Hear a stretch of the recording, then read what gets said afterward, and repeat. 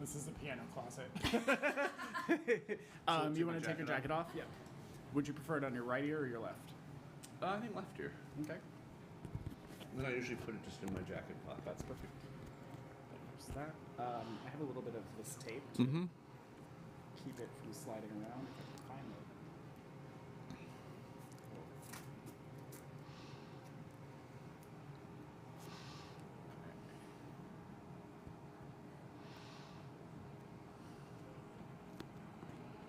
All right, and then it's on. All you have to do is talk. But it's not live. I'll push the button upstairs when it's time. Yeah. So that it doesn't come up until then. Are you good otherwise?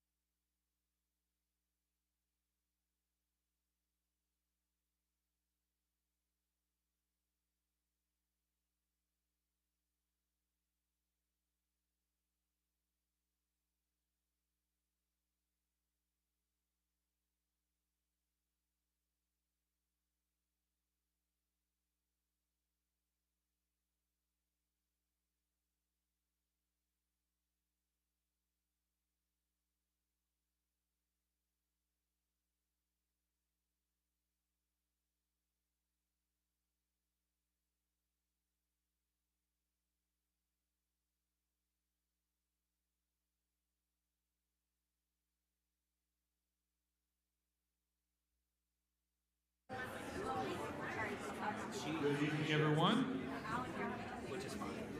I like being able to maneuver this podium where I want it. Makes me feel powerful. I'm Troy Wayman. I'm the president and CEO of One Acadiana. If you're not familiar with One Acadiana, shame on you. We are the local Chamber of Commerce for Lafayette, but we are also the regional economic development organization for the 9 parishes of Acadiana. You know, in 2023, we launched a program based on a leadership exchange trip that we did to Pensacola called CivicCon. We launched a number of programs out of that leadership exchange trip because it was a very successful one, obviously, as have most of our leadership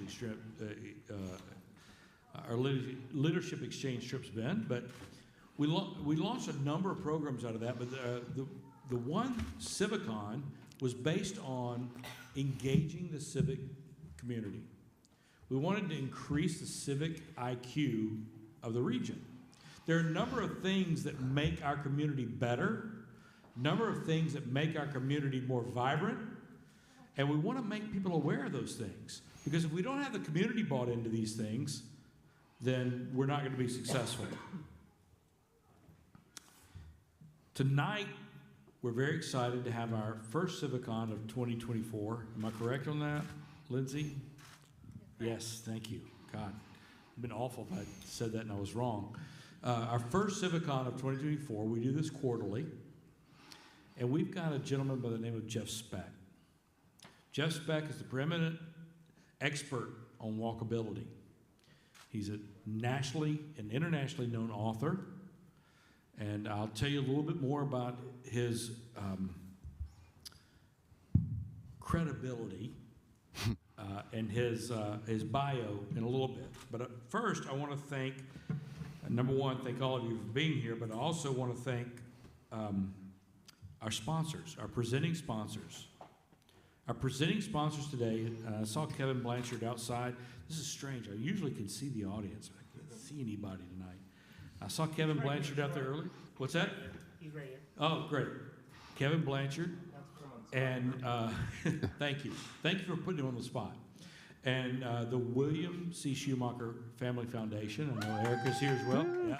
I can always count on Erica to cheer when she's mentioned. So the Schumacher Foundation is a great supporter and investor in One Acadiana, as well as supporter of our CivicCon events. This event would also not be possible without our partners. The Acadiana Center for the Arts. Is Sam here? I didn't see Sam outside, but I may have missed him. But how fortunate are we to have such a fabulous facility to have these types of events in? It makes our job a lot easier when we can have these types of event spaces to have these types of events in. Also, I want to thank UL. I think I saw Dr. Savoy just walk in. Woo! Wow. Thank you, UL. We greatly appreciate you. And Lafayette General, Oshner Lafayette General. Is Al Patan here? I saw Al earlier. Yeah. There he is. Clapping for himself. I appreciate that, Al. It's a great job. No, we could not be more proud of the partnership that we have with Oshner Lafayette General and the work they do with us. Want to thank you especially to the Acadiana Advocate for their willingness to be our media sponsor and our media partner on all of these events. They've been with us from the very beginning and hopefully will be with us, I won't say the end, because we're going to keep these conversations going. We want to raise the civic IQ across the community continually about multiple topics. So thank you for the Acadiana Advocate. Right now, I want to bring up Kevin Blanchard.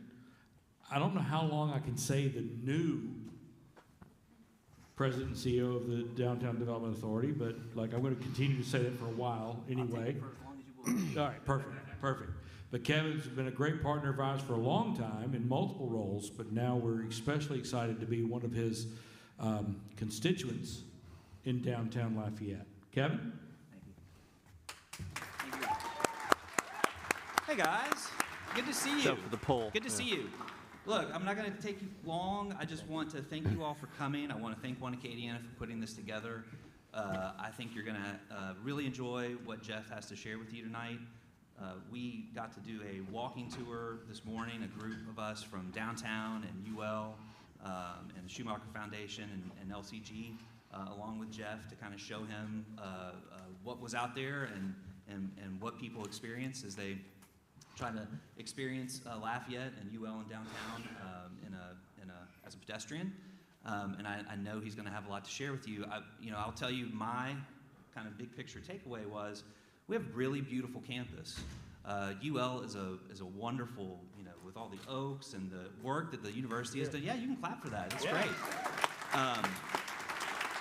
All the work that's happened there and all the attention that UL has paid to how their students experience the campus.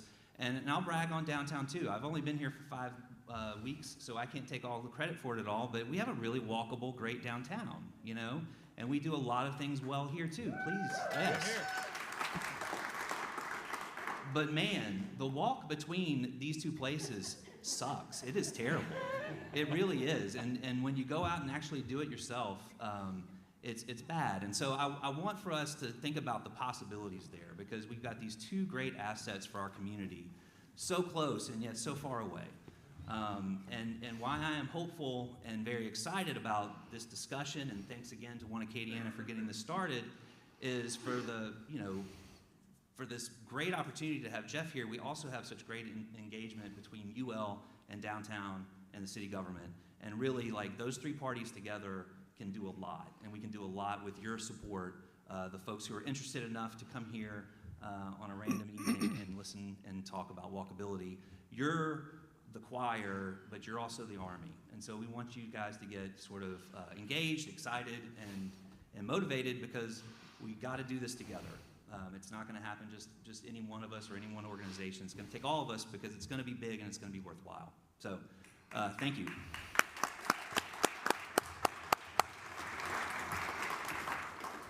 Kevin, thank you for your leadership, and we're so excited to have Kevin with the Downtown Development Authority. I expect to see amazing things. Now that we're, like I said, now that we're one of your constituents, we're gonna be on you, Kevin. We're gonna be. But no, we've had great conversations about how do we make downtown better? How do we make it more walkable? And the more important thing is, how do we connect our university with downtown? How do we make those things happen? Our other presenting sponsor tonight is a longtime supporter of One Acadiana.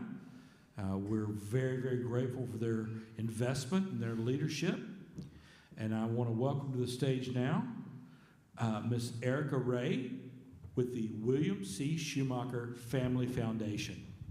Erica?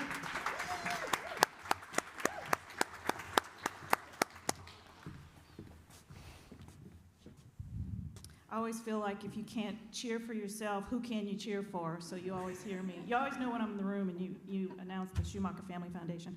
My name is Erica Ray. I'm the CEO of the William C. Schumacher Family Foundation. We have Carly Amlabar, who's also in the audience, who is our executive director. Dr. Schumacher had a conflict this evening, so he couldn't be here. We believe through the foundation's mission that we should bring people and community in particular together. And so CivicCon and the CivicCon series is really important to us as an organization and to Dr. Schumacher's mission.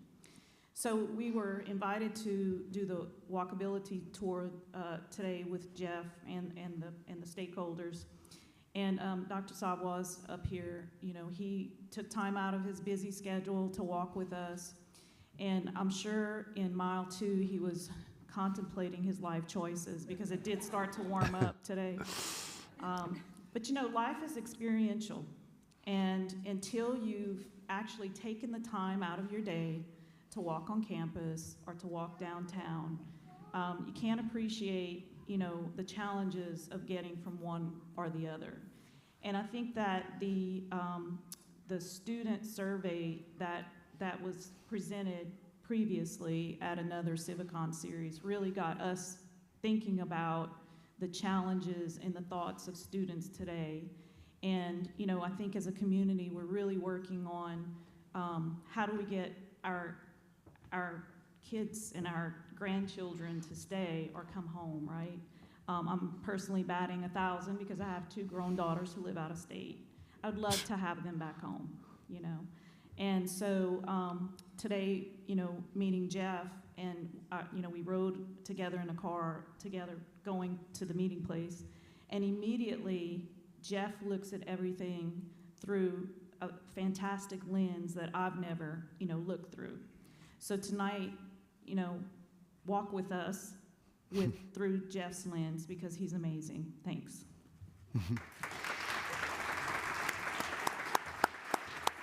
Watch the poll. Hey, thank Erica, you. thank you very much. I can't thank you enough for Schumacher Family Foundation's, not only their investment in One Acadiana, but their investment into Lafayette and our entire community, because it means a lot. What you guys have done, you and Carly and others through the Love Our Schools program and other initiatives has meant a lot. So we're very, very grateful for that. So now I get the unenviable opportunity to introduce Jeff Speck. When you introduce somebody who is, he may not like me saying this, but a legend in his field, it is difficult to go through their entire bio. But I will say this. He's had a number of books that have been published in multiple languages. He's had a number of books that have been the considered Bible of downtowns and walkability. If you haven't had an opportunity to read one of his books, I would encourage you to get one of his books outside when this is over. He's going to be available here to sign them, so we greatly appreciate him doing that. Jeff Speck is the expert amongst experts on downtowns and walkability in communities. We couldn't be more pleased to have him here. We couldn't be more excited about his experience and his view on what we have here. And granted, we have great things here in Lafayette. But can we improve? We can always improve. I always look at a community as a shark, right? The shark's not moving forward, it's dead. We don't need any dead sharks. We want to keep our community moving forward. And that is the spirit in which we bring experts like Jeff Speck to our CivicCon series. Jeff, we greatly appreciate you being here, and we look forward to hearing your message. Thank you, Troy. Thank you. Hi, everybody. Well, Troy's right. I can't see you at all, but I guess you can look at me. Well, I'm grateful the sponsors have already been thanked. I won't thank all of them. I'm grateful that I was brought here, and it's been great working with One Acadiana, with Andre and Lindsay and the team. You're very fortunate to have them here on your side. And it's funny, I called up the one person I know who had spent time here in Lafayette was Nathan Norris, who some of you may know, but I've known him for decades because we were both early members of the Congress for New Urbanism, and I called him to hear about Lafayette, and you know, I call, whenever I'm going to a place, I'll do a little bit of calling around, and he talked my ear off for an hour, and it was all names. Which I thought was interesting, because that isn't what you get in most places, even if you're talking to Nathan. But that struck me as significant, because I think this is a place that's very much about a bunch of people who've been working really hard to make it better, and that says a lot. I've never been here before, which surprises me. Took you a long time to ask me, but. It's delightful for me to arrive in a place that I don't know all that well and discover that there, and don't take this the wrong way, because you are unique, but to discover that there's another amazing city, you know, one more in this, you know, kaleidoscope of great American cities that one should know. and I'm staying right in the downtown, and it's called the Beauregard Lofts. It's like the best designed Airbnb I've ever been in. And I really enjoyed my walk today with the university president and about 10 of you. I was disappointed. I was going to show you my step counter. It was only 9,000 steps, but it was a good walk. I learned a lot. And I have a lot to tell you. There's a lot I'm not going to tell you. I cut a lot from my show because there's just so much to dwell on, including the whole reason for having a more walkable city. So I usually give two types of talks. The first are about why we need our cities to be more walkable, and the other is how to pull it off. The why we need it, you're not going to get, because I just don't have time. I hope not to run over tonight, but there's so much to say in the second category that I'm not going to talk about all of the compelling reasons why our cities need to be more walkable. But you can get that in 15 minutes on TED.com. So if any of you are unconvinced, chances are if you're here, it's because you believe in making your city more walkable. But if you need it a little more convincing, or more to the point, if you know some other people who might need convincing, send them to TED. It's called The Walkable City, or just look under my name, and you'll find it. It's one of two talks. I'll show you the other one later. But we're going to skip that part and get right into how to make our cities more walkable, or specifically how to make Lafayette more walkable.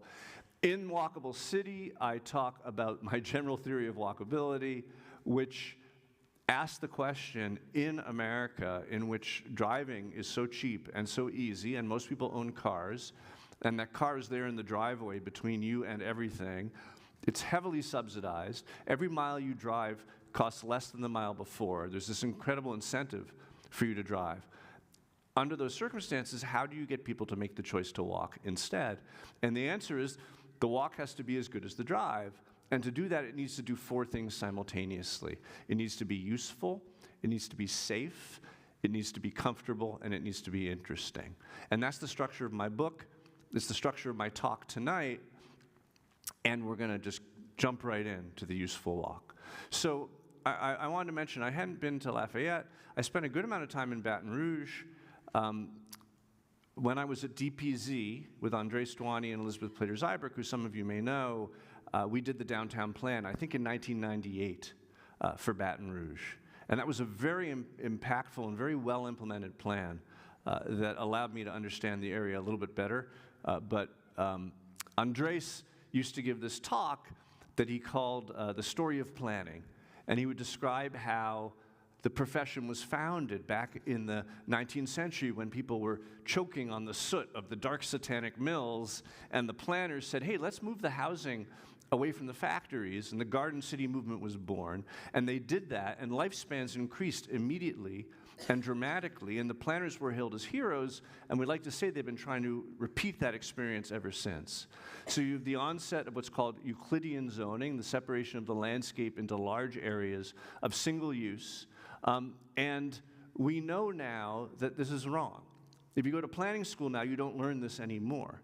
But if I go to a site to work on it, chances are it already has a plan like this on it, because that dominated the profession for more than half a century. I was an art history major, which they say wasn't the most lucrative choice, but I can tell you, you don't want a Rothko, you want a Syrah. Syrah was the pointillist. And the more fine-grained, the more confetti-like, the smaller and better mixed together your uses are. And this is not a zoning map, this is a land use map of Manhattan. And you can see the red color actually is vertically mixed use. So it's even more mixed up than the image would show. The first step to making a walkable place is to have not only a great mix of uses, but to have a balance, a proper balance of use in your walkable areas. So this gets into the fundamentalist, not fundamentalist, excuse me, I know I'm in the South, the fundamental new urbanist argument, which probably because you're down here, you've heard Andres or someone else tell you this story. But what got me hooked in the new urbanist movement in 1989 was hearing Andres talk about how there's only two tested ways to design communities. There's 1,000 ways to make a city, but there's only two that we've tested by the thousands. And one is the traditional neighborhood, and the other is suburban sprawl. The traditional neighborhood, this is Newburyport, Massachusetts. Andres showed this slide in '89. It's near where I live now. The traditional neighborhood is made up of, well, let's just say, it has three things that distinguish it from sprawl. It's diverse, it's compact, and it's walkable. So you see bigger houses and smaller houses and places to work and places to shop. That's the main street. And of course, places to recreate. Most of your daily needs are within walking distance. That's the first prerequisite. Secondly, there's lots of streets, so no one street needs to be very big. That makes it walkable. And it's compact. The typical neighborhood across cultures, across eras, tends to be a 5-minute walk from the edge to the center, so about a half a mile across. You find that consistently. Sprawl, in contrast, is clearly not diverse, right? A whole square mile will hold the same use and often the same house over and over and over again. It's not compact, thus the name, sprawl. And it's not walkable because, look at this, most of the streets actually don't go anywhere, right? You have loops and you have cul-de-sacs. Those few streets that do connect, therefore, which tend to be about a quarter mile apart or more, have to handle all the traffic of the entire city, and they become noxious as a result. They're sized only around moving as many vehicles as they can, as quickly as they can. You'll notice there's not a single address on these streets. The houses all turn their backs to them. We call them traffic sewers because they're sized and designed the same way a sewage system might be. Of course, everyone claims they want a house on the cul-de-sac for the safety of their children, but if you live on a cul-de-sac in this environment, you're actually 350% as likely to be killed by a car than if you live in this environment, according to Adam Ruins Everything. So Adam ruined the suburbs. So it's fun to break sprawl down into its constituent parts, the places where you only live, where you only work, where you only shop. Schools get bigger and bigger, as do their parking lots, as do recreational facilities. This is Weston's sports complex, west of Fort Lauderdale. And, you know, they're very proud of their 8 soccer fields and 8 baseball diamonds, et cetera. But a kid who lives here actually has a 1.5 mile drive to get to that facility. And this seems preposterous when you look at it, but then you realize, of course, if you design your whole landscape around the assumption, the presumption that everyone will buy cars and drive them everywhere, then this sort of organizational system makes sense. But of course, it doesn't make sense for walking or for biking. So this is the part that everyone forgot to count. This is not Photoshop, this is Los Angeles. When you separate every use from every other use and reconnect it only with automotive infrastructure, then your highway system, which was created for commerce and for vacation travel, basically becomes a commuting way. And I always tell people it's a 2-part deal. You know, for many people, this is the American dream. The house surrounded by nothing but other houses. But I always tell people it's a 2-part dream that comes with this nightmare of being stuck in the traffic to get from one part to the other. So that's often to absurd extremes, what we invest in our horizontal infrastructure so that we never have to wait more than one cycle at a light. Because in this environment, this isn't far from where I live in Massachusetts, in this environment, if you have to wait more than one cycle at a light, you absolutely want to shoot yourself in the head. Because it's so banal and so just soul-sucking. This is also not Photoshop. Walter Kulash took this picture. It's hard on families. The divorce rate is a function of your commute time in most cities. And you know, being a driver can really stink, and being a pedestrian can be worse. So this is the most important diagram I'm going to show you tonight when it comes to the design of new places. And we've been showing versions of this diagram for 30 years. It's just important to understand that these 2 models contain the same stuff. Places to live, places to work, places to shop, institutional buildings, schools, parks. But how big is it? How far apart is it? And then importantly, do you have a dendritic branching? Do you have a branching street system of collectors and local roads? Or do you have a network? Because it's the network that allows each road to be small and walkable.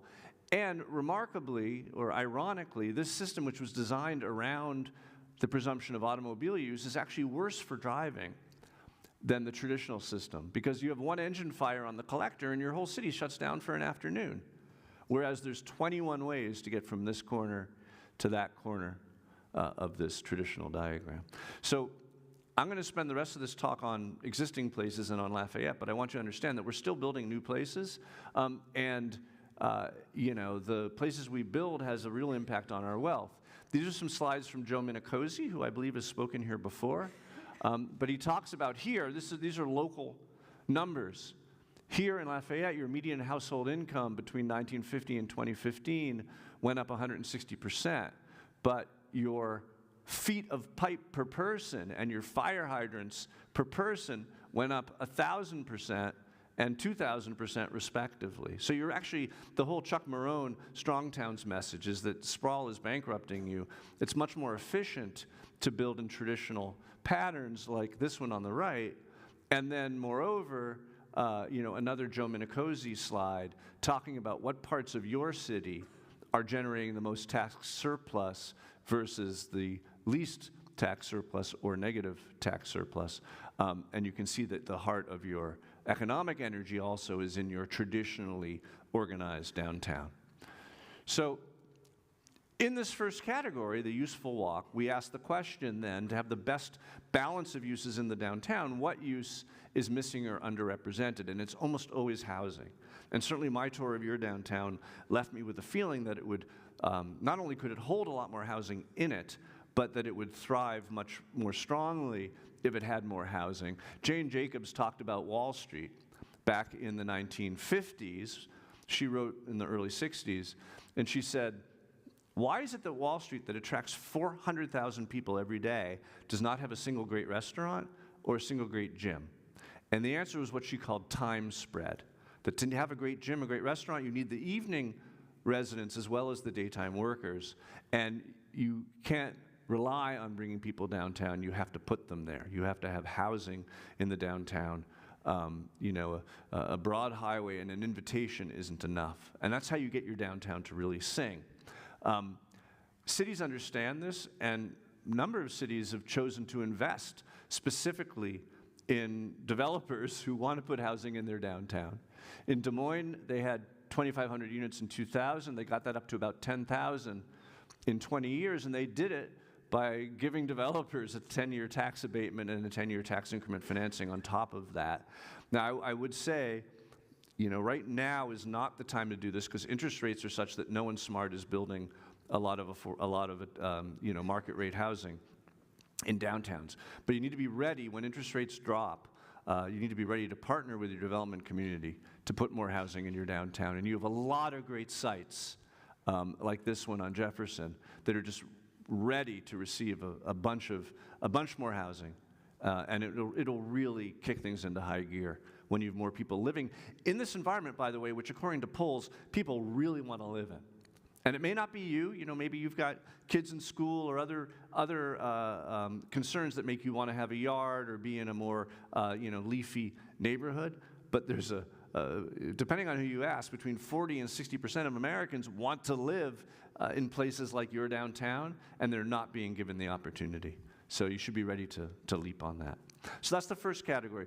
We're going to spend most of our time in the second category, the safe walk, because it's the one that you can influence and impact immediately and most effectively. Now, you'll remember the four categories are the useful, safe, comfortable, and interesting walk. The useful, comfortable, and interesting walk are principally a function of what is surrounding the streets. The safe walk is a function of the streets themselves. Most cities can influence what surrounds their streets, as I suggested, with incentives or with zoning or with hand-holding, but that's a long-term effort. A city can change its streets, as you learn with Congress, in fact, overnight. And so that's the opportunity, that's the low-hanging fruit to make your city more walkable in this political term, and not so that the next person can take credit for it. So we have a real problem with safety, particularly for pedestrians in our downtown and throughout the U.S. The current death rate for pedestrians is 83% more than it was in 2009. And we haven't seen the latest 2023 data, but you're basically almost twice as likely to be killed as a pedestrian now as you were 14 years ago. And that's a function of a bunch of factors that I'm not going to get into tonight, but let's just say it's a problem that we have to face. And it's a problem that's solved principally by looking at speed. Now, a car going 35 miles an hour is about 7 times as likely to kill you as a car going 25 miles an hour. So when we try to make our downtown safer, we look for opportunities to create environments in which cars will basically drivers will go the speed limit. And this is a strange anomaly of American traffic planning. I faced it myself in Alabama. We were designing a new neighborhood outside of Birmingham, and we wanted the speed limit to be 20, and the local county engineer said, that's great, you have to engineer the street for 30. And we said, why? And they said, well, you have to engineer for the drunk at midnight, and you need to have forgiveness in the street because, people might speed. Well, of course, what he didn't seem to know was that it's precisely the forgiveness in the street that causes people to speed. And the whole Vision Zero movement in Europe is about designing our civic environments in ways that drivers will go the speed that is posted. So first you decide as a community or a neighborhood, how fast do we want people driving in this community? Then you mark the speed limit at that number, but you also design the environment at that number. And that's not what has happened in the US. There's a long history behind this. It grows out of the fact that, well, first of all, transportation planners in Europe take on average 15 courses in transportation engineering. In the US, they take on average 3. And those are principally classes on highway safety. Now, what does highway safety teach us? On a highway, how do you set your speed? If you're like me, you look for the speed limit sign, and you set your cruise control for 9 miles an hour over the speed limit sign, right? But it's the speed limit that is determining your speed. So, anything you can do to add forgiveness to that system, wider lanes, no opposing traffic, fewer intersections, no trees, clear zones, big, long swoops. Anything you can do that adds forgiveness is making your street network safer on a highway. But in downtown or in a neighborhood, how do you set your speed? It's based on the cues that the environment gives you, and you want to feel safe against crashing, and you want to feel safe against running into people and things. So that means that all the things that make a highway safer, which most traffic engineers were trained on, actually make neighborhoods more dangerous. And so we've got this big reversal underway. The delight that I have now, having been doing this for 30 years, is that most engineers in city departments who I now work with understand this too. But it's been a long trajectory, a long struggle, and we do have to remind communities that we actually want drivers to feel a little bit unsafe, so they go the speed that makes the community safe. So what are the factors that cause people to drive faster or more slowly? The first one is block size. This is Portland, Oregon, famously walkable, famously 200-foot blocks. You can see the scale right there. This is Salt Lake City, famously unwalkable, famously 600-foot blocks. This is part of my family holding up flags that they give you as you cross the streets in Salt Lake City, because a 600-foot block city is basically a 6-lane city. And that's what happens in Salt Lake. When you compare it on the right to Portland on the left, you can fit about 9 Portland blocks in one Salt Lake City block. And here's a study of 24 different California cities. When the average block size doubles, the non-highway fatal crashes almost quadruple. So that's the first thing you look into. And I look at your downtown, and we can kind of jump for joy, because here's a typical block in your downtown, and in the surrounding neighborhoods, it's still about the same.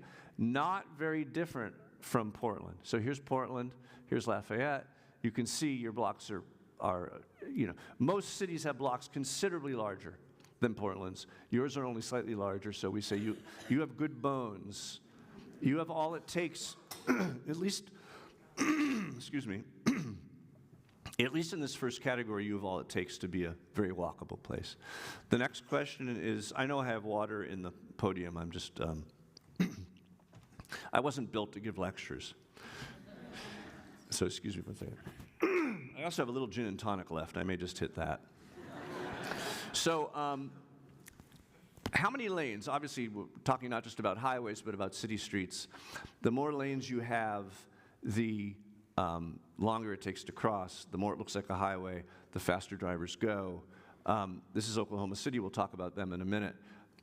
One thing I just want to make sure you guys understand, most places have started to hear this story, but just in case, I tried not to avoid this very brief segment of my lectures, wherever I go, is to describe the concept of induced demand. Just want to make sure you're not making the mistake of adding lanes to fight congestion, because it never works. So this is ideal traffic planning. This is your number of cars on the street.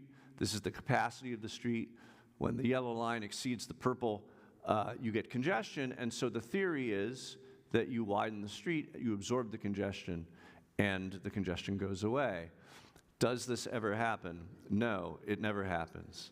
And the reason it never happens is because of what's called induced traffic or induced demand, and the trips that were waiting to happen that weren't happening because of congestion. And the thing to understand is, in rush hour, in congested systems, the principal way that we're made to pay for our driving lives, because we're not really paying, our driving is heavily subsidized. The principal way that we're paying for our driving lives is in time wasted in traffic. And so traffic is the principal disincentive to driving. And you'll either drive less, or more likely, you'll choose not to live further away from work, or you'll choose, you'll choose to commute a little bit off peak. You'll make certain decisions based on the fact that you don't want to face traffic. And when the traffic goes away because the lanes are widened or new lanes are added, then you change your behavior. This is the landmark study that described how it always happens, presented at the Paris School of Economics. Very straightforward. Actually, I have no idea what this means, but I do know what the conclusion relates, which is the data shows that any new capacity you add to a street will be 40% taken up by new trips immediately, if not more, and within 4 years it'll be 100% taken up by additional trips, because, as I suggested, in congested systems, the principal constraint to driving is congestion. So this represents an equilibrium. These people know what they're getting into, and they make the choice to be there because it's exactly the amount of traffic that they're willing to enjoy.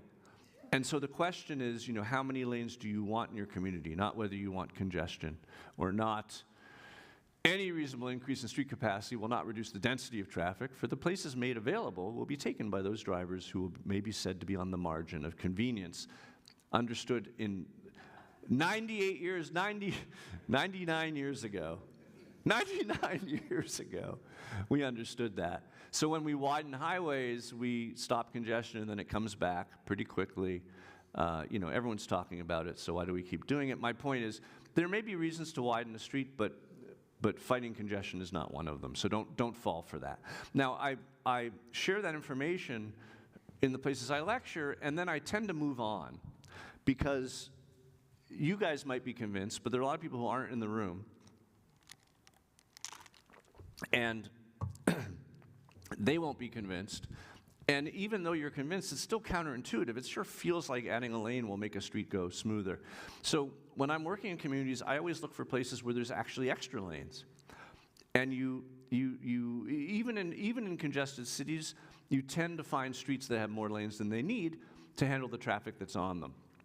So this is Oklahoma City.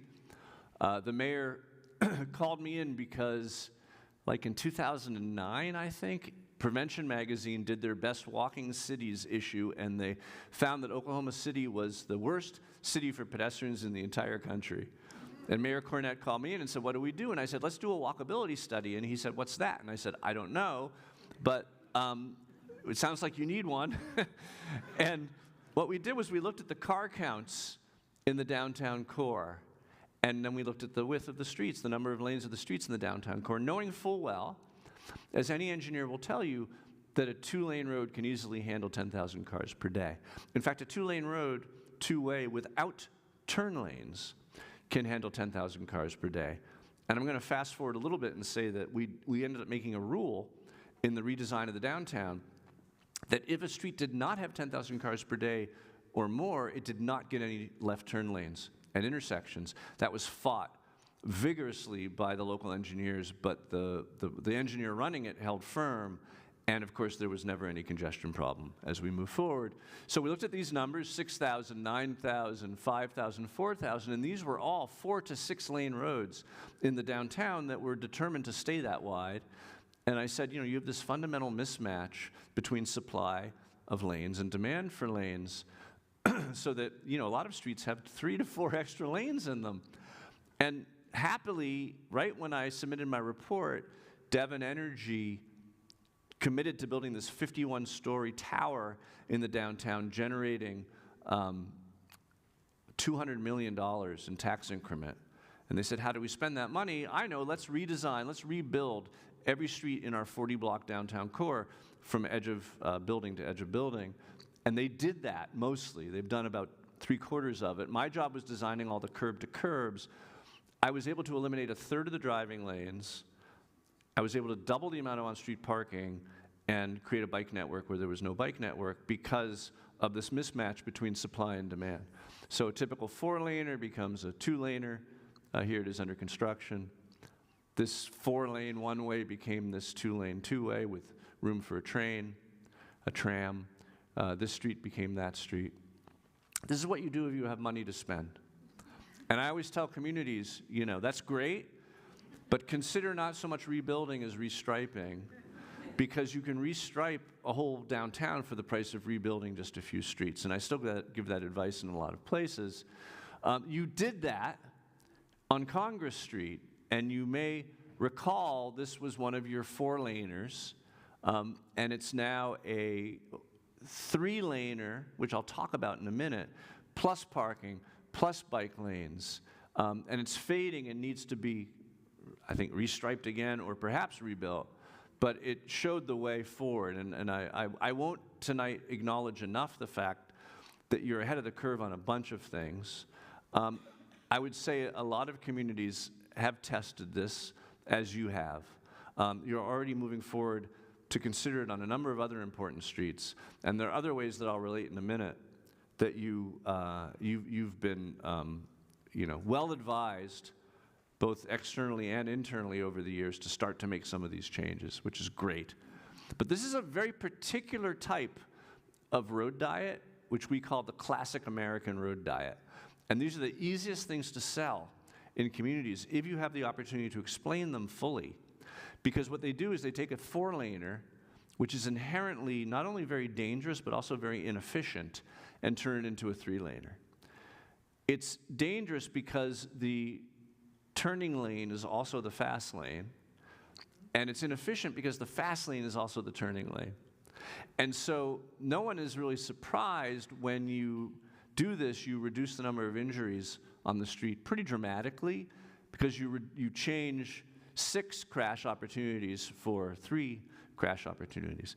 But the big surprise that maybe hasn't been communicated in Lafayette fully, this is a study of 23 different classic American road diets completed by Nelson Nygaard, and the average daily traffic before and the average daily traffic after, if you sum these columns, it actually went up. It's pretty much the same. But the point is, you gain extra space, you gain 10 to 12 feet for bike lanes or parking or something else, right? You save lives, and there's no reduction in capacity on the street. So it's a win-win-win, and you happen to have a bunch of 4-laners, right? You have Congress, which has already been tested. You have University, and you have Johnston. And this is what I call, what you call the moat. People have called it the moat. I was calling it the moat, and I thought I invented that, but I think I heard it from one of you. But this Congress, and of course we get over to Evangeline, that's a whole nother problem, which we'll talk about. But the Congress, Evangeline, Johnston, University moat surrounds a heart of downtown that is remarkably walkable. And you're actually blessed. Compared to almost everywhere I've worked, you're blessed by what's in the middle of this moat. Because there's not a street within this area that really has any problems in terms of its number of lanes. So that's great. But the opportunity exists on these 4 perimeter streets to improve the connectivity to UL and to all the surrounding neighborhoods by making them more humane. I mentioned the Congress Street case study. Here's what it did, and it's time to re-up it. So this is not a roundabout signal. This is a piece of artwork. But I show this to remind myself to talk to you about stop signs versus signals. This is the other thing I heard about that you're a step ahead on. Most communities I go to do not know how much safer always stop signs are than signals. You've already converted 5 of them, 5 or 6 of them in your downtown. So this was the classic study. In 1997, they studied what happened in Philadelphia in 1972 where the warrants changed. And I was thrilled to learn that your traffic engineer's name is Warren, so we're going to call him Warrant. And the other guy's name is Travis, so it's Traffic and Warrant. Travis and Warren. That's how I remember their names. But they removed this, the warrants changed, the rules changed, and they removed 472 signals. They studied 199 of them, and they found crashes dropped by almost a quarter. Severe injury crashes were down 63%, and severe pedestrian injury crashes dropped by 68%. And if you think about this, you understand why. This is a little bit of a misunderstanding. Traffic engineers in Philadelphia believe that the safety benefit stems from elimination of the local habit of speeding up to beat the red. They just do that in Philadelphia. But that's part of it. But of course, if you think about a typical signalized intersection, they were never created for safety. They were created for other reasons. But in a typical signalized intersection, you have the green light, literally and figuratively, to go 30, 35 miles an hour through that intersection when you're driving. With a stop sign, only the most flagrant scofflaw is moving through the intersection at more than 5 miles an hour. And people say, oh, everyone rolls through the stop signs. Like, I don't care. They go through the stop sign slowly, and they're looking, and they're ready for a negotiation. And there's a lot of eye contact. Pedestrians are generally waved through, and the bicyclist says, just blow through. So it's a much safer environment for everyone, including drivers. And this is what I call the good city. Right? I took this, I think, in Eugene, Oregon. But you've got a bicyclist going entirely the wrong way. You've got a wheelchair user, very comfortable, and of course the pavement doesn't hurt. But the always stop is pretty much the ideal urban intersection.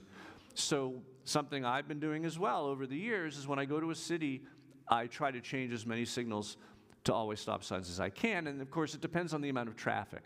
So this is a study in Albuquerque. Any place where a light or negligible traffic street was intersecting a light or negligible traffic street, we recommended replacing the signals with stop signs. They took my advice on, I think, 9 of them, and there was an immediate backlash, and they bagged the signs.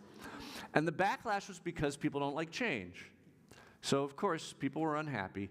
But then there was a stronger backlash because the drivers realized, as Chuck Marone relates in his book, Confessions of a Recovering Engineer, the drivers realized they were getting through the downtown faster, stopping at every intersection than they were waiting at signals. And that's kind of the counterintuitive story here, is that even though you're going slow, block to block, and you're stopping at many blocks, you're never sitting there waiting. And it's particularly frustrating like at 2 in the morning, when you're sitting at a light and no one's there, right? And the street network's being incredibly underutilized. Not only at 2 in the morning, basically any time except rush hour, you've got wasted asphalt, and the always stop sign solves that problem. So that's something to keep doing, and honestly, there should probably not be an always stop sign in this picture. I mean, when you hit the moat, and maybe that's Johnston, but when you hit the larger streets, yes, you probably need a signal, but you still have some stop signs. I'm here to give your traffic department the courage of their conviction and to remove all the remaining signals that are within your downtown core. I passed a few walking here tonight. You just don't need them. It'll save you money, and your street network will become even more pleasant. This is one opportunity, the Barnes dance, right? The scramble, X crossing at the university is one of a number of signals around the university that might be removable. And again, you have to do the test and see. I did a downtown plan for Mobile, Alabama. with Nelson Nygaard, we recommended removing 21 of the signals. It was very clear from the low traffic volumes they could remove 21 of the signals. And they said, that's great, Jeff, we gotta confirm that. They paid an engineering firm $1 million to tell them that they could remove all of their signals. And now they're removing them. Not all their signals, but 21 of them. The next is the width of the lanes. This is something that you do better than most cities, so I'm not going to dwell on it. But just very quickly, so there's no misunderstanding, you don't want your lanes to be too wide. Andres Duani used to show this slide, and he'd say, the typical road to the typical subdivision in America is wide enough to allow you to experience the curvature of the earth. And he's right, because the standards have changed. This is an aerial from the 60s, and this is one from the 80s. And notice, 60s, 80s, same size of house, but look at the width of the street in the 60s and the width of the street in the 80s. There's been this mission creep caused mostly by fire departments, which we can talk about, to make streets wider and wider. This is my old neighborhood in South Beach in Miami. It wasn't draining properly, so they had to rebuild it, but they had to rebuild it according to the new mission. And we lost our street trees and half our sidewalk because it was a perfectly safe street before, but we had to widen it because of these new rules. What happens when you make lanes wider? Well, like on a highway, people can go safely faster. There's more elbow room. The data are quite clear across all communities. And the severity of impact in a 12-foot versus a 10-foot street is dramatically higher. There have been a number of studies that show this, and thankfully, I've been doing this long enough to observe the arrival of NACTO, which is the National Association of City Transportation Officials, kind of taking over in downtowns from AASHTO, the American whatever of highway engineers, saying 10 feet is the standard. Now, if you've got a busy busway, you can make it 11. But otherwise, any lane you have wider than 10 is doing nothing but inviting speeding and injury. So this is a 10-foot lane against a 7. Most parking lanes these days are 8, so you can park your dualies. But you can see that this is an ample space, but it does not encourage high-speed driving. 10 feet, 6, and it's actually 43 feet across. So that's an opportunity. I noticed that there are very few trees in this part of the street. Maybe we come back in and put some on highways.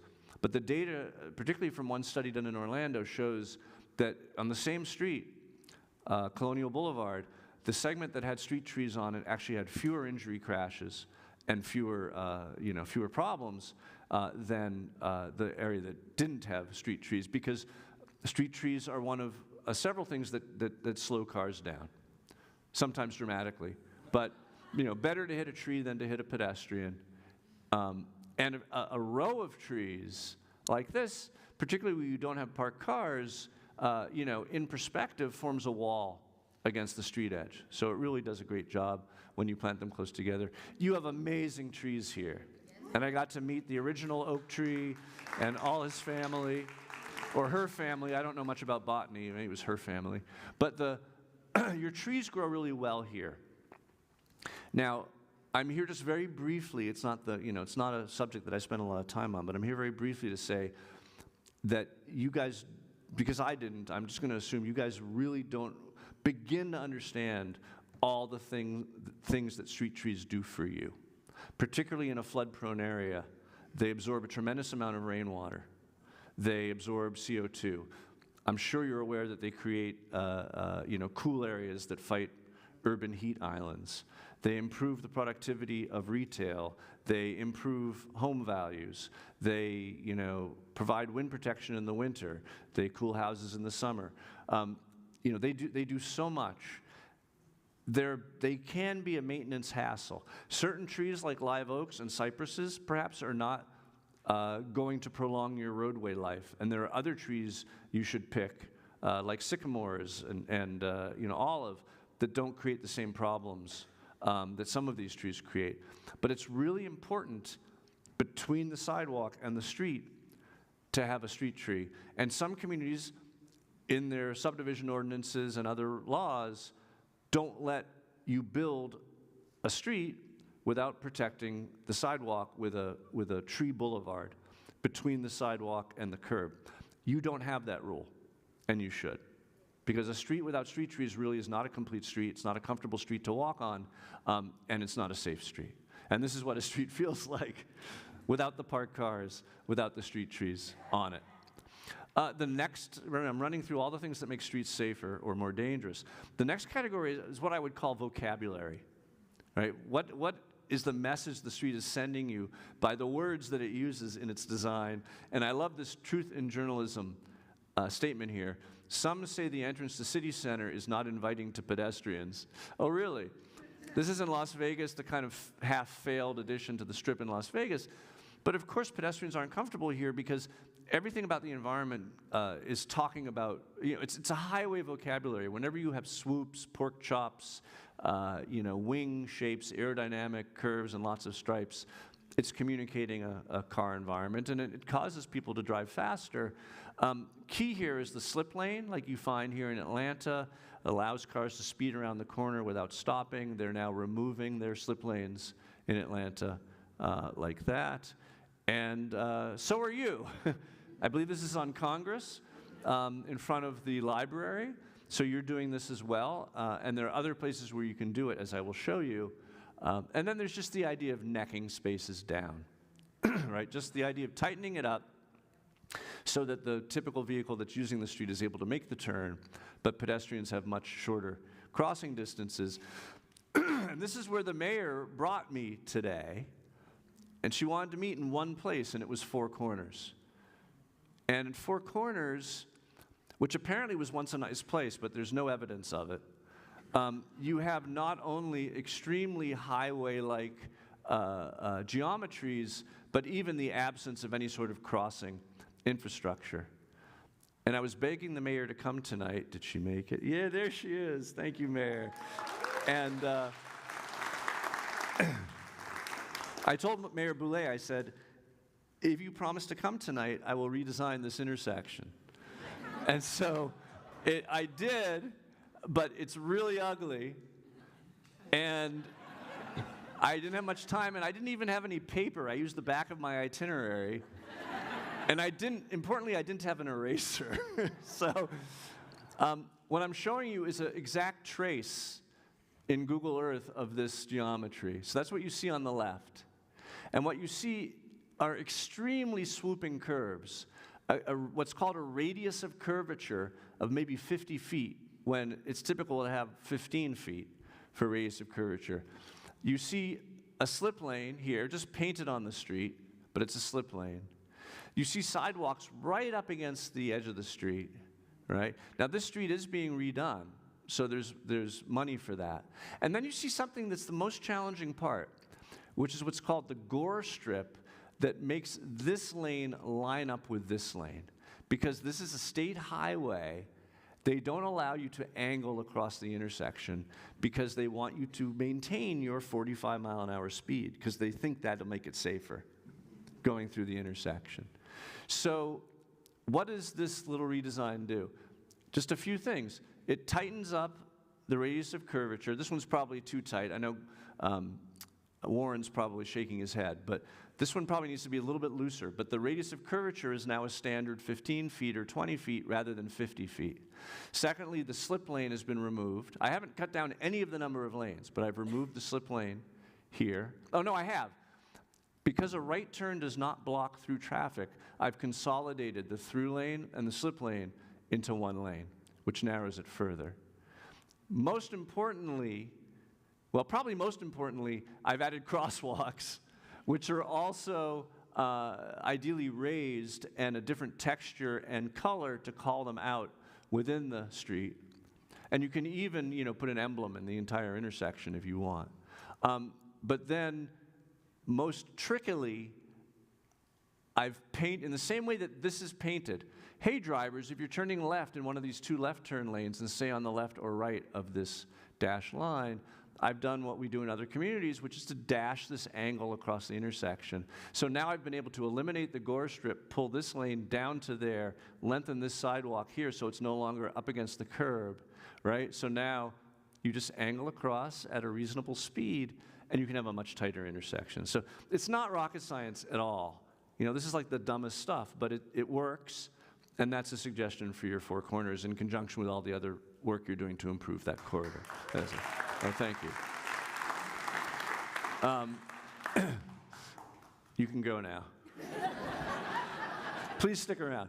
And then there's, in this idea of like geometry and swoops that say automotive versus angles that say pedestrian, I am concerned that one of the two proposals for the boulevard that takes over the, north is this way, takes over the Evangeline axis when the highway viaduct comes in, has this amazing, dizzying collection of 3 roundabouts at its north.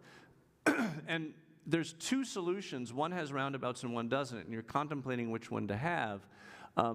I would say that, you know, roundabouts are very safe, but you want to make sure you design them right. You want to make sure that they're not too big. And I advocate for them, but not in places that I want to be really active for pedestrians, because they're not a real pedestrian environment. And I talk about this in a book called Walkable City Rules, which I'll mention at the end, where Rule 69 is use roundabouts with discretion. And now, I'm not anti-roundabout, but they belong in some places more than others. They mostly belong in Carmel, Indiana, where Mayor Brainerd, who I did not pay to hold my book in his farewell photo, after 28 years as mayor, lesson there, has installed 150 roundabouts in Carmel, Indiana, including this one in the downtown, which we'll talk about in a minute, but you can see it's quite small and quite tight. And the idea of roundabouts is that they are very safe. When there's a crash, you call the tow truck, not the ambulance. And they are also known for moving a lot of traffic. And so they make sense if you have to move a lot of traffic and you want to keep a place safe. But notice what the pedestrian has to do. They have to go well off axis in order to continue their trajectory, which is a little bit of a, you know, a sacrifice to the drivers. And then more importantly, it's swoopy and just kind of feels automotive. So I like to say a roundabout is the safest, most pedestrian-friendly automotive environment that you can create. And I don't want to see it at a main downtown intersection. So that said, just so you know that I'm somewhat agnostic on this, this is the main street of a city in Texas that we called Mansfield, that we're fixing, because their main street is 5 miserable lanes. This is our plan, and we're narrowing it to 2 lanes in each direction. And because we're narrowing 5 lanes to 2 lanes, the leading proponent for a solution for the intersection is a roundabout, because they're handling a ton of traffic, there are no other streets to choose from, and we want to keep moving a ton of traffic because of the burden. You'll notice it's a very tight roundabout. You'll notice there's bicycle facilities outside of it, which is important, not in it. You'll also notice the mountable center, which is what allows a WB67 big truck to get through this roundabout without, you know, breaking anything. And so there's a place for them. This is a scale. This is the roundabout that's in Carmel, and this is 100 feet across from curb to curb. This is 100 feet across from curb to curb. This is your roundabouts in that plan, which your engineers, you know, perhaps not having the experience, have made it 170 feet across. So I put our roundabout next to your roundabout. This is a very non-pedestrian friendly roundabout. So my advocacy for this plan is that I'm not saying don't do roundabouts, but if you do them, make them small and tight and more pedestrian friendly, and you might want to you know, talk to your engineers who are doing the plan currently, because they don't seem to share this experience. Now, bicycling. I stumbled across this bike in the Science Museum in Paris. It's 120 years old, 130 years old. It's my bike, right? I mean, the bicycling technology has not changed in 130 years, but what has changed is bike lane technology. And we're finally seeing in Somerville, Massachusetts, near where I live, bike lanes that I experienced in the 1990s in Berlin, right? We're finally catching up with this sort of safe edge of sidewalk bike lanes. So it's important to bring your bicycling network up to this latest technology so that you really, truly encourage people to bike. The basic message around biking is you need to have a comprehensive, low-stress network. And you can add bike lane here and add a bike lane there and keep adding bike lanes, but until you have a pretty useful, comprehensive, low-stress network, you won't have a big impact on your biking population. And that can be very discouraging, and it can really, hurt progress, because it isn't until the network becomes useful that people start to use it. The expression, why should we build a bike lane here? No one's biking. And the answer is, well, should we not build a bridge because no one's swimming the river? Right? That's the analogy. And, there are cheaper ways to do it. So, for example, here in Pittsburgh, they pulled the parked cars off the curb, create a door zone, and then the bike lane is protected by the parked cars. That's that. Literally until 5 years ago, that was the best that I knew to do in the communities. Here's another one in Chicago, in the communities I'm working in. They built one in New York City on Prospect Park, and they turned a 3-laner to a 2-laner. I'm sure that wasn't easy. And when they did that, the number of cyclists tripled, speeding dropped precipitously, injury crashes to all users dropped by almost 2/3. And remarkably, the number of cars getting through the street did not drop, because they were basically speeding from red light to red light before. And when cars speed, they actually attenuate, and the road handles fewer people per hour. So this being New York City, there was a drawn-out 5-year lawsuit, but eventually the bike-hating NIMBY trolls grudgingly surrendered to reality. And I show this Village Voice headline to remind us, that you would be comfortable with your daughter in this facility, but nobody wants their daughter in the door zone. And I got to say, 10 years ago, I was happily designing bike lanes like this, but I won't do it anymore because we've learned that we're allowed to do better. This is a complete street. This is a complete street. And the problem with having bike lanes in the door zone is that you can get doored and killed, but also that if you don't protect it, people are always putting stuff in it. Right? They're putting trash cans in it. They're putting dumpsters in it. They're unloading in it. The cops are sitting there to give you a ticket for leaving the bike lane. The Uber that comes to pick me up at my apartment, I don't care if there's 100 feet of empty curb, they still park in the bike lane to pick me up. Bikes in the bike lane. There's always something in the bike lane. So the Congress Street study was slightly old technology, that the bike lanes are in the door zone. The bike lanes are not very wide, they're not so well marked, and they're between the parking and the driving.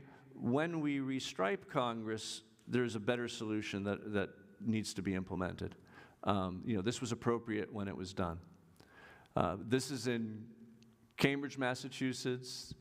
They're doing great things. I have a lot of pictures close to home. This is by Boston University. This one's in Seattle, though, and in Minneapolis you find them. And the new standard, if you're building new streets, if the street is under construction and you have the opportunity to reallocate, it's better to have the bikes up on the curb if you have room for them. And we passed this gentleman this morning. Not many people have this much nerve to bike in what I believe was Johnston heading west. So we learned as we were west on Johnston and in the beautiful Mongus, how do I pronounce that? Monkus Park? Yes, Monkus Park. That there's a move to build a bike trail, which is the best kind of bike lane, to connect to Girard Park and the university. And that it was being fought by neighbors who are worried that someone's going to come in from the city and steal their television. They didn't actually say that. This is from somewhere else. But we find in communities that there is constantly, among upper-income residents, resistance to bike lanes, and they need to learn the data, and this is one of about 4 examples I have in my book, Walkable City Rules, but that properties near particularly bike paths, are so much more valuable and resell. It's like having a couple extra bedrooms in your house to be next to a bike path. So they need to learn this so that they don't fight it. And And then finally, but we're not the Netherlands. And it's important to understand that the Netherlands were once not the Netherlands. And then I went to Holland in the 1970s as a small kid, and Holland looked a lot like the US in the 1970s, but they had this thing which we'd never had called Stop der Kindermoord, Stop the Child Death movement led by mothers around all the kids that were being killed. And they went from losing hundreds of kids a year, hundreds, to losing like 8 kids a year in traffic in the Netherlands, because they had this movement towards what's now known as Vision Zero and redesigning our streets for lower speeds. So, turning streets like this into streets like that. So it is possible. It does take some time, but cities are doing it. Okay. So I know you're like, Jeff's only half done. But the last 2 categories are much quicker. The comfortable walk and the interesting walk. But I wanted to really dwell on the safe walk because that's the stuff you can fix quickly. So the comfortable walk is a little counterintuitive. We all love to climb mountains and get the broad views and the big vistas, but the evolutionary biologists tell us that all animals, humans among them, are simultaneously seeking prospect and refuge. You want to see your predators before they attack you, and you need to know that your flanks are covered from attack. And if you don't feel your flanks are covered, you don't feel comfortable, and you cannot help this. We've only lived in cities for a very small part of our many millennial, evolution, and we're animals. And we want to occupy spaces that have good edges. We want to build outdoor living rooms. And if you can have prospect and refuge, that's just fantastic. We new urbanists have been talking about this for a long time. What's the ideal ratio of height to width? 3-to-1 is great. 1-to-1 is the Renaissance, was written about in the Renaissance as the ideal ratio for a civic space. Beyond 6-to-1 or so, you don't feel enclosed anymore and you don't feel comfortable. So, Salzburg at 1 to 6, north of Boston. No one's doing shadow studies in Salzburg. Perfectly comfortable. And of course, the opposite of Salzburg is Houston. This is Houston in the 80s. And a lot of this has been filled in. This is a lot like what Baton Rouge looked like when we did our Baton Rouge plan back in '98. Just, one tower parks this whole area.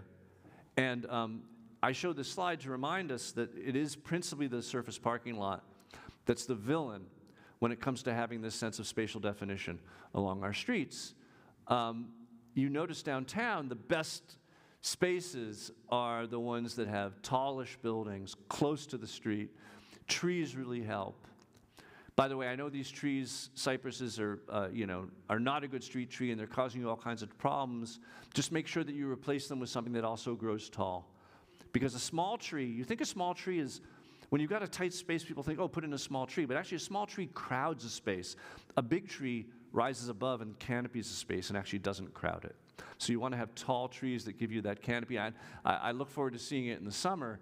I know that, these leaves are bare, these trees are bare, but you can see how much those contribute to the comfort of the space. And then when the buildings fall off, when you get a surface parking lot, all of a sudden you don't have that same homey, comfortable feel along your best street, which is Jefferson. And then I mentioned this lot before as a real opportunity. Something I forgot to mention in terms of the useful walk. This parking lot is, I'm told, half full, and probably overnight it's empty.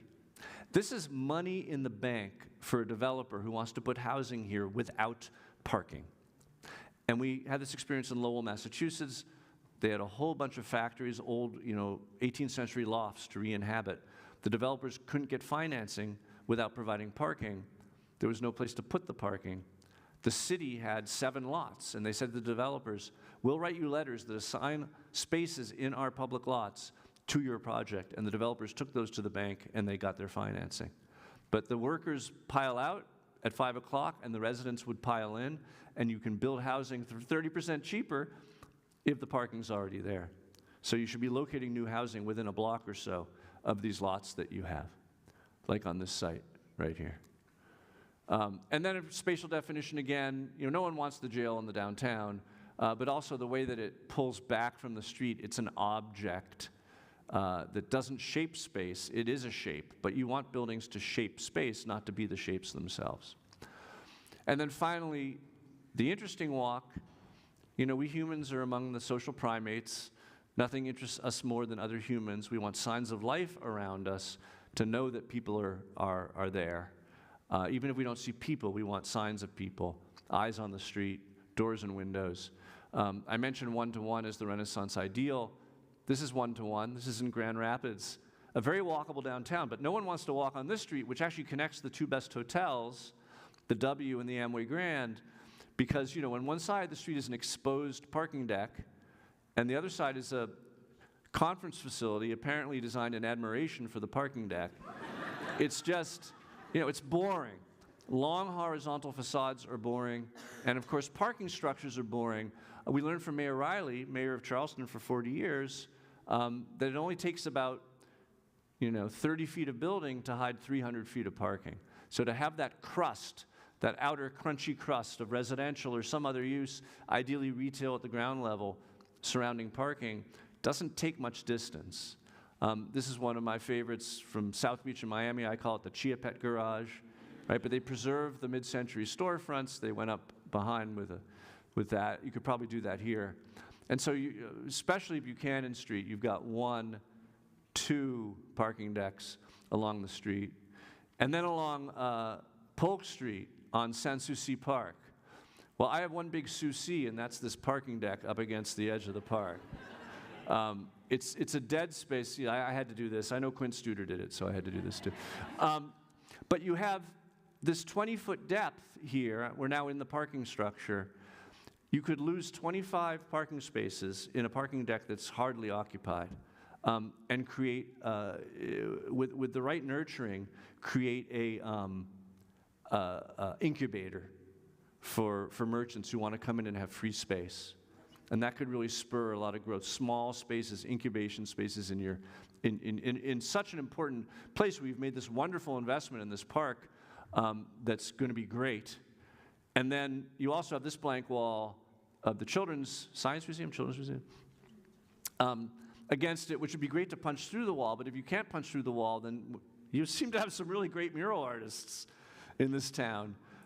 Do something to liven up that facade as well because of this investment you've made in that park. So you'd think I'm done, but there's a little more. So I talked about this key opportunity of the moat. Before I do, just to reiterate, we've made it. We've been through the whole list. If you do all 4 of these things, a place will be walkable. And the lowest hanging fruit are the places that are already pretty useful, but you want more housing in your downtown.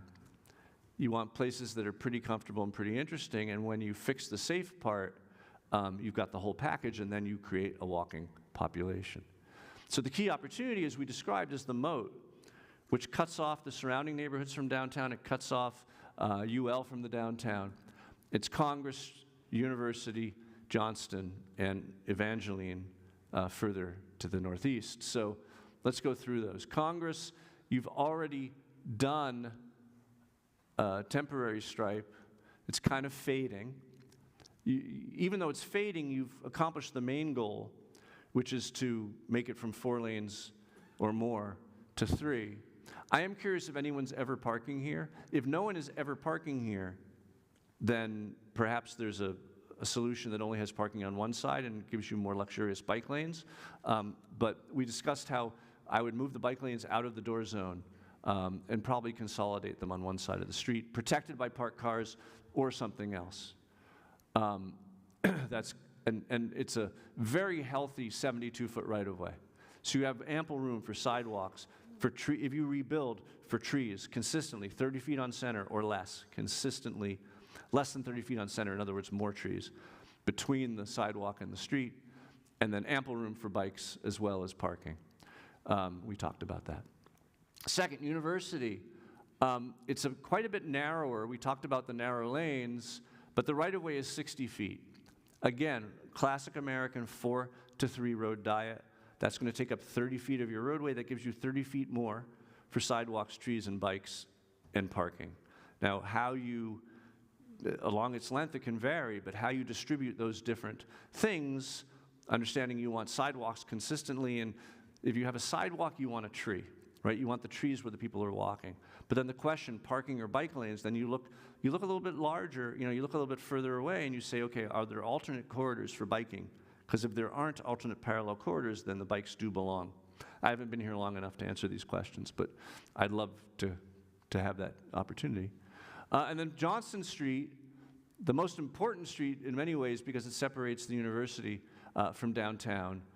You have a wider section, at the intersection with the university, and then it narrows a little bit, but essentially it's a 65-foot wide street, so even wider than university. Ample room there. And a study has been done, which I'm told was just, exploratory, so I don't have to worry about that I don't like it. And the initial proposal, I think pretty wisely, had a mixed-use path, a 10-foot wide path for bikes and pedestrians on one side, but notice no trees, some trees on the other side and a sidewalk, and then driving lanes and no parking, at least in this section. There's some parking in another section. But I feel like the median, the reason there's a median, it's a natural thing to do. A 4-lane to 3-lane reversion means that you get that center turn lane. But you only need the center turn lane at intersections. So where there's no intersection where many people are turning left, you can replace the center turn lane with a treed median, which is what this plan has done.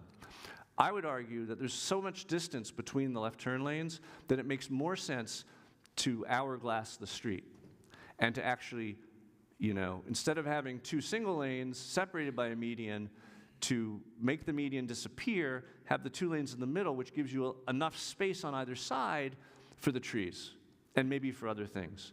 Because these trees aren't shading anyone. They're not providing the ecosystem benefits of a tree that's on the edge of the street, or many of them. And so I think the median needs to become the flank.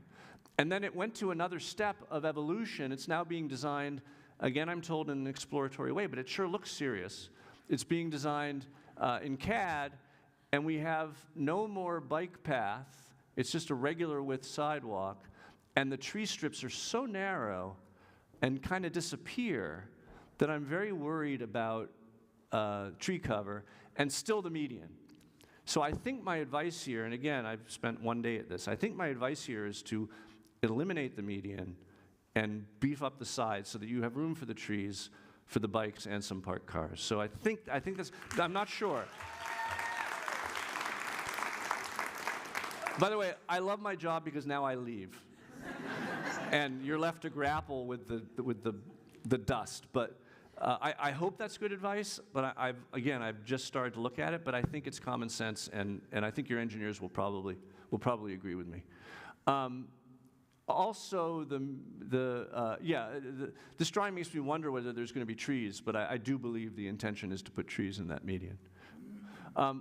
Of course, there's tons of crossings, particularly at University and at St. Mary along Johnston. And the numbers are, we witness a lot of it ourselves walking around the university. So it's definitely a place that needs a lot of attention. And you just have this condition. What was the distance? I think the students were polled and they all were asked to guess how far the university was from downtown, and they said like 3 miles. And it's adjacent, like the average, is that right, Mr. President? It was miles. And you have this incredible catty corner situation at University in Johnston. Now, this is the official edge of downtown. In the student's mind, probably it begins around here, where Jefferson picks up. And I didn't have time, or frankly the assignment, to think too deeply about how we connect campus to the heart of the city. But clearly getting them to Jefferson as fast as possible needs to be the goal. And it would seem that a more walkable Johnston Street along this edge would be the best way to do it, right? So the other thing I suggested to the team was, don't try and disperse them. When it comes to traffic and cars, the goal is dispersal. You want them scattered among as many different streets as possible. When it comes to pedestrians, the goal is concentration, because you want to have the most, particularly at night, and for women feel comfortable walking, you want as many people as possible in a key corridor. So I do think wherever you land, you need to collectively choose the privileged walk from UL to the heart of Jefferson. And that should be part of your design effort. So I think that concludes my, oh no, one more big thing. Okay. So that was the big part of the moat. Now,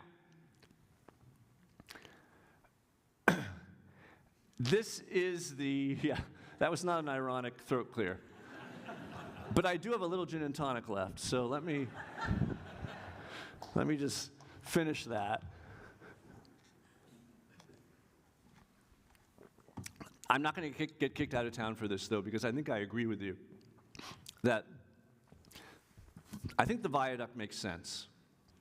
So the big struggle, particularly from a strong towns perspective and from a what are other cities doing perspective, is around the fact that for almost 30 years you've been planning to turn this into an I-49 connector from I-10 all the way down to the Gulf of Mexico, and that it's been proposed to be in a viaduct. In other words, viaduct means up in the air. And the reason to bring it up in the air is to fix the problem now, which I'm sorry I didn't have time to put pictures in, but you know what Evangeline heading north and Evangeline heading south feels like. And you know what a tremendous blight this was on the community that it went into. Not only did it separate it more fully from downtown, let's acknowledge, though, that there's a rail yard and other things also separating it from downtown. But not only did the Evangeline corridor separate it from downtown, but it absolutely blighted it with 3 lanes of fast highway traffic going north, 3 lanes of fast traffic going south. When you lift the traffic up into a viaduct, you take it out of the neighborhood. Now, this seems strange on first blush in the context of the fact that many cities are tearing down their viaducts, because I understand the viaduct really feels like a barrier between the neighborhood on one side and the neighborhood on the other side. So when I first looked at this, I was like, yeah, well, building a viaduct, that's so 20th century, and like mid-20th century, not even late 20th century.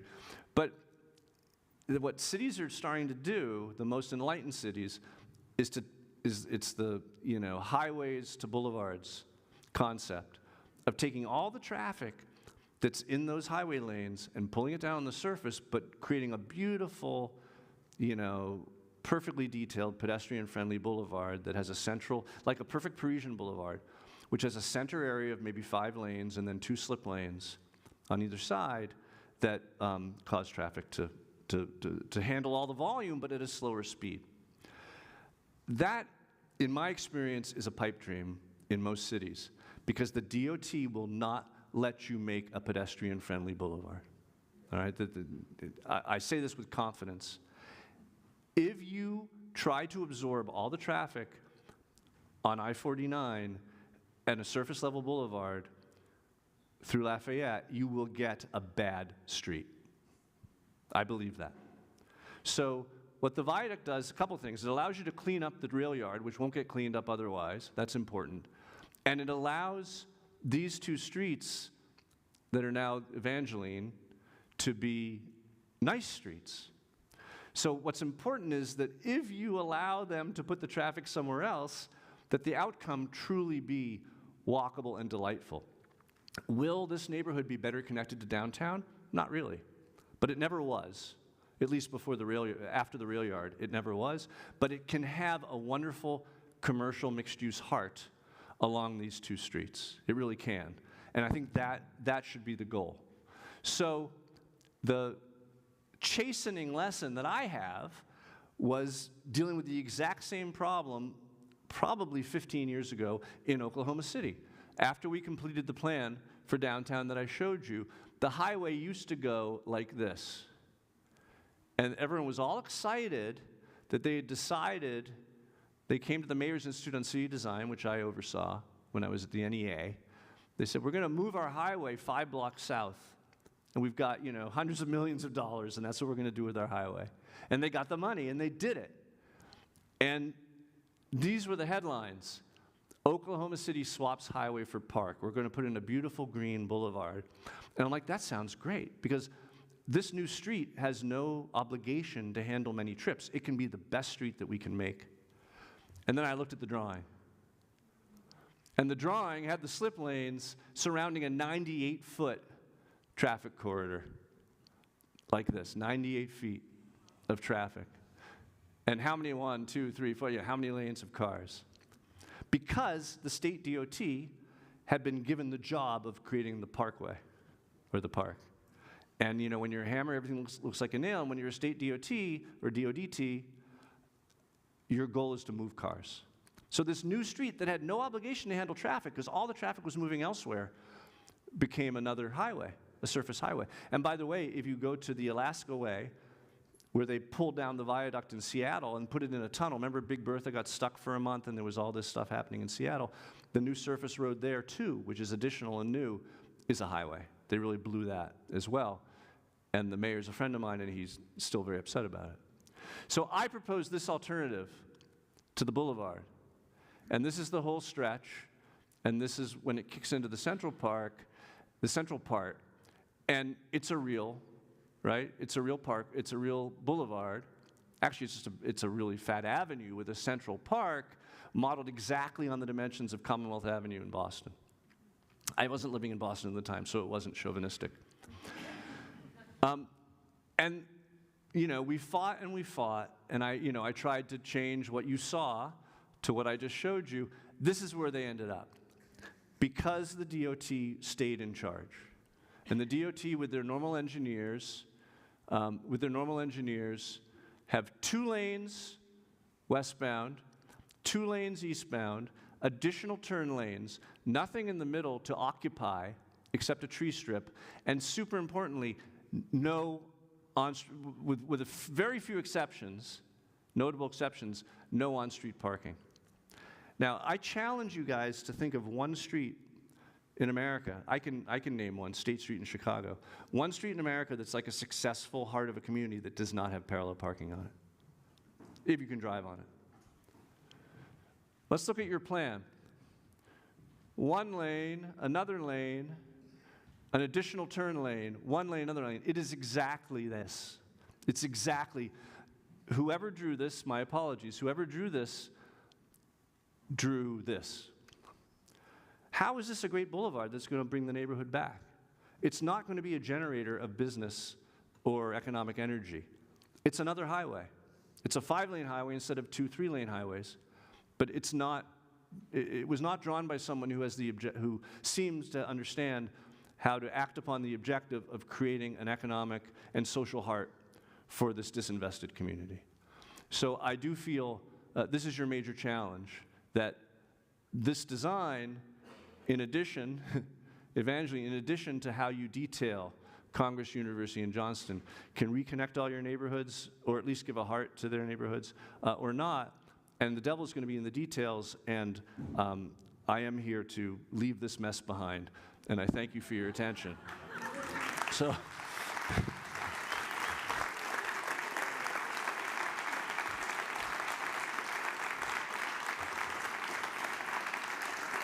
Thank you. Let me just end by suggesting some resources. The book is for sale outside, and I will not be chatting with you individually. I'm going to run to the book table so I can be there to sign books, and you can come up and say hi.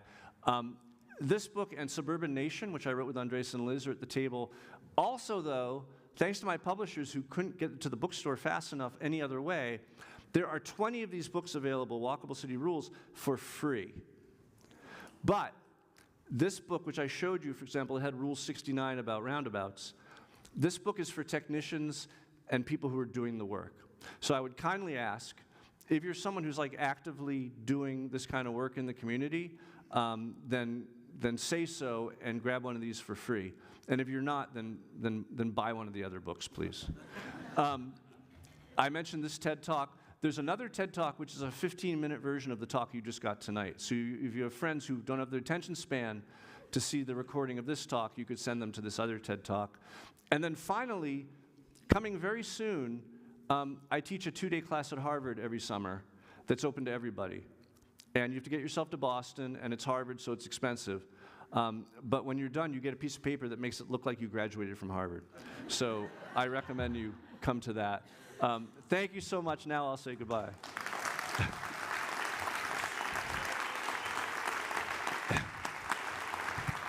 Thank you, Troy. Thank you very much.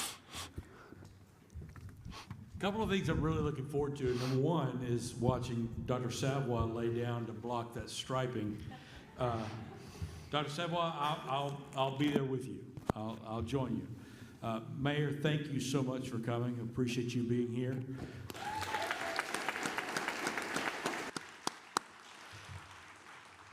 And I want to thank you, and I know Sarah Gary's here, for the work that you did at APC and the development to both of you for the development that you did on Four Corners, getting it to where it is. Thank God the Les Pay Motel is gone, but that is tremendous work that you've done there, and I think Jeff made some excellent points there, and I think it's a lot of things that we need to consider moving forward. As new residents of downtown, we're very excited as One Acadiana to be part of the walkable downtown. And it's exciting for us, although I will say I thought walking more would take some weight off of me, but I'm able to walk to multiple bars and restaurants now that tend to be putting more pounds on me than taking off me. So, but we're glad to be downtown. I want to thank you all for being here tonight. Thank you for being part of CivicCon. I want this to be the start of the conversation. This is not the end of the conversation. The work that Jeff has done here, and I encourage you to visit the table and buy one of his books, have him sign it, and read it, and let's put it into action.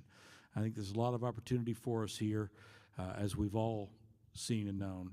I want to thank the Schumacher Family Foundation in downtown Lafayette, Kevin, Erica, Carly, thank you very much for your presenting sponsorship of this program. We greatly appreciate it. Oster Lafayette General, I know Al's here. Al, thank you. UL, obviously, Dr. Savoy, and I know there are others from UL here. Thank you very much for your support of these events. We greatly appreciate it. Again, we're grateful for the Acadiana Center for the Arts and the ability to use this facility. This is a remarkable facility for us to use for these events, and we're glad to see a remarkably full house. It's great to have these events here, and also want to thank the Advocate for their support, their media support on these events. The video of tonight's presentation will be available on our website, and I'm not sure exactly when that'll be available. Don't hold me to that. It will be available soon. But please encourage folks to visit and listen to Jeff's comments about Lafayette and comments about walkability, because I think it's all things that we need to take to heart. Thank you all for being here tonight. We encourage you to look forward to the next CivicCon event that we have coming up later in the year. And if anyone in the audience hasn't visited us in downtown Lafayette, please come by and visit the One Acadiana offices. We're very proud of the offices that we have here. We're very proud of being part of the fabric of downtown, of Acadiana's urban core. Thank you all for being here tonight, and I hope everyone has a good evening.